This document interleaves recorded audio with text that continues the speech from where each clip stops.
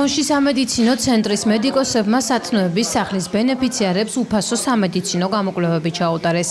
ექიმებმა მომსახურება 130-მდე ბენეფიციარს გაუწიეს.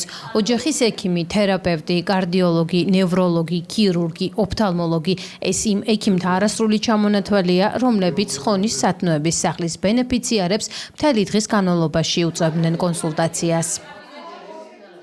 ჩვენზე დიდი მნიშვნელობა ჰქონდა გავგვისინჯა დიაგნოზის სწორი გითხრა და ამ დიაგნოზს უმერყეუა და შეგვიძლია რომ წამალი მივიღოთ და მოვრჩეთ განვიკურნოთ ტკივილებისგან. ყველასთვის მნიშვნელოვანია ასეთი კიდე თუ განმეორდება და იმას კიდე უკეთესი იქნება. საერთოდ ეს სათნოების სახლი რო გაიხსნა იმის შემდეგ ჩვენ რაც თავიდან გაიხსნა იმის შემდეგ აქავართ. ხონის სათნოების სახლში ჯეო ჰოსპიტალსის ხონის ამბულატორიული ცენტრი საქველმოქმედო აქციით ესტუმრა. მოვიდნენ რათა ჩვენს 135 ბენეფიციარს 135 რაიონის განსაკუთრებით უმწეო მოსახლეს ჩაუტარონ უფასო სამედიცინო კონსულტაცია.